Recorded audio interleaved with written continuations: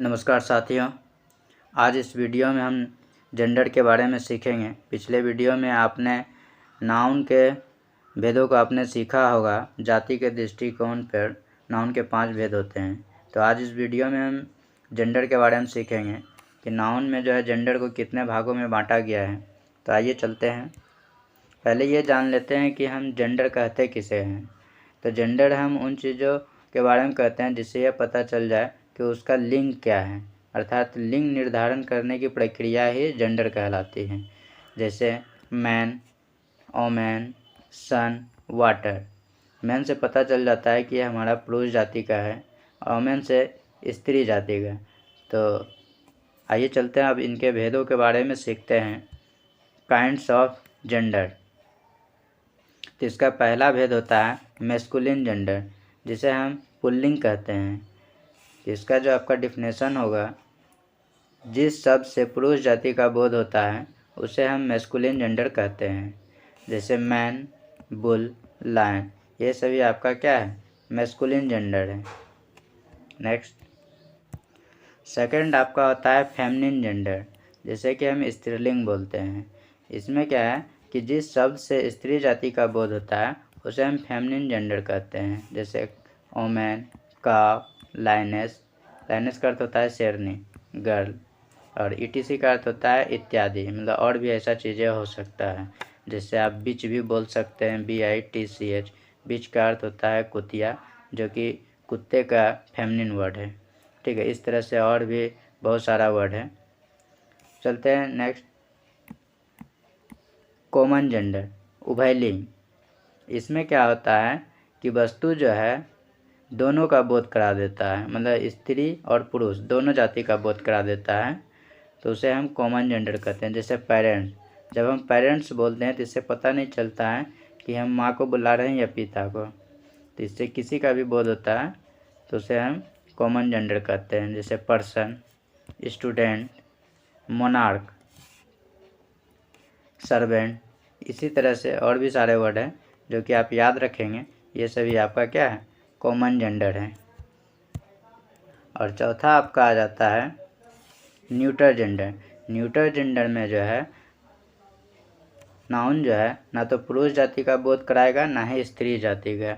इसमें निर्जीव पदार्थ होता है, वो छोटा हो, और जैसे कीड़े मकोड़े, पौधे, ये सभी इसके अंतर्गत आते हैं। जैसे pen, rat, ant, fly. Fly का अर्थ यहाँ पे जो है मधुमक्खी का है, उड़ना का अर्थ में आप मत लीजिएगा, फ्लाई का अर्थ भर भी होता है। देखिए, ये आपका 4 तरह का जेंडर समाप्त हो गया।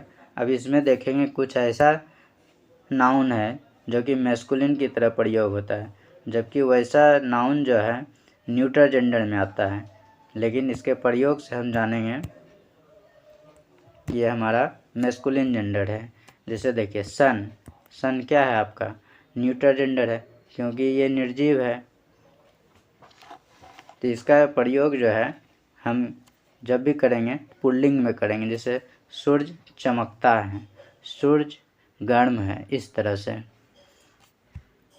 युद्ध शुरू हो गया, हो गई नहीं, हो गया। तो हो गया कहने का मतलब है कि पुल्लिंग में हम इसका यूज करेंगे। इसी तरह से कुछ और वर्ड है, जैसे विंटर, समर, ये सभी क्या है, पुल्लिंग वर्ड है। और इसके अलावा कुछ वर्ड ऐसा है जो कि स्त्रीलिंग में माना जाता है। तो जैसे moon, spring, nature, train, mercy. Mercy का अर्थ होता है कृपा या दया। चैरिटी का अर्थ आप जानते हैं, संस्थान, दया वाला। Peace, train. अब जैसे ट्रेन है तो ट्रेन का अगर सेंटेंस हम बनाएंगे तो क्या कहते हैं, रेलगाड़ी चली गई, रेलगाड़ी आ रही है। इस तरह से इसका सेंटेंस बनता है, अर्थात ये फेमिनिन जेंडर में इसका हम प्रयोग करते हैं। और material noun, abstract noun, collective noun कुछ ऐसा वर्ड है जो कि न्यूटर जेंडर के अंतर्गत आता है। अब हम सीखेंगे जेंडर का परिवर्तन करना। मैस्कुलिन जेंडर से हम फेमिनिन जेंडर कैसे बनाएंगे, इसके कुछ नियम हैं, उस नियम को हम देखेंगे और सीखेंगे।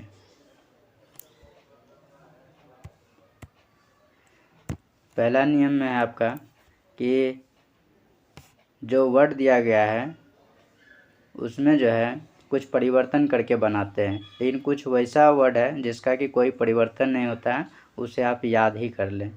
तो जैसे यहाँ पे है पहला रूल में जो भी वर्ड दिया गया है वो सभी याद करने वाला है, इसमें कोई नियम फॉलो नहीं होता है। जैसे आपका दिया गया पहला बैचलर, बैचलर का अर्थ होता है कुमारा, इसका फेमिनिन बनेगा मेड। इसी तरह से bore, sow, bull, cow, buck, doe, cock, hen, dog, bitch, ram, ewe, tutor, governess शिक्षिका, gentleman lady, hart roe, drone bee, drone का अर्थ होता है भोमड़ा, horse mare, king queen, lad lass, lad लड़का, फॉक्स लोमड़ी, विक्सेन लोमरनी, celibate virgin, paramour kept, drake duck, monk nun, nephew niece, tailor seamstress, beau belle, sir madam, uncle aunt या aunty भी बोल सकते हैं आप। अब देखिए ये हुआ फर्स्ट में जिसमें कि कोई नियम नहीं था, इसको आपको याद करना था। अब चलेंगे कुछ ऐसा वर्ड जिसके कि अंत में हम ESS जोड़कर फेमिनिन बनाते हैं। तो पहला दिया गया ऑथर, इसका हो जाएगा authoress, giant giantess, heir heiress, host hostess. इसी तरह से आप सभी को याद कर लें एक एक करके, हो सके तो आप स्क्रीनशॉट भी ले सकते हैं। और थर्ड में आप देखेंगे कि वोवेल वर्ड को जो है हम लॉक कर देते हैं और उसमें ESS जोड़ देते हैं। जैसे एक्टर, एक्टर में ओ वोवेल है, इसमें क्या करेंगे वोवेल को हटा देंगे, ESS जोड़ देंगे।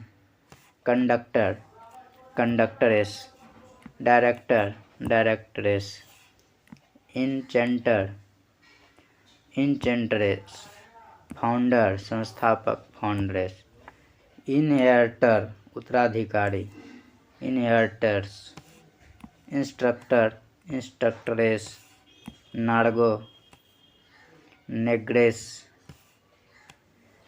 Protector protectress, proprietor proprietress, tiger tigress, waiter waitress.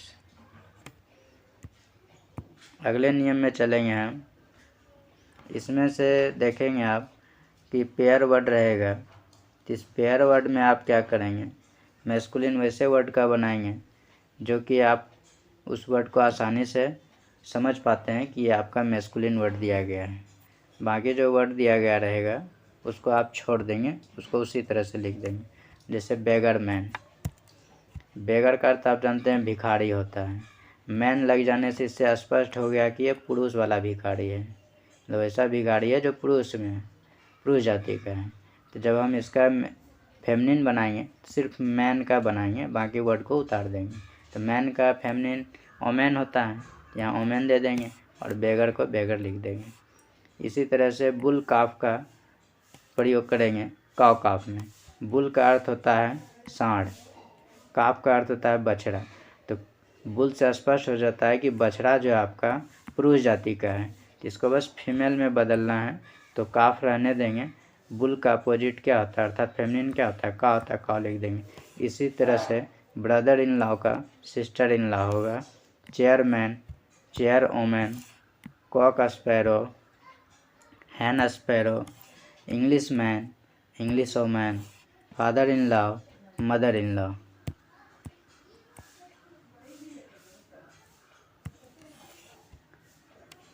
Grandfather grandmother, grandson granddaughter, he goat she goat, he bear she bear, he ape she ape, jackass jenny ass, landlord landlady, milkman milkwoman, milk servant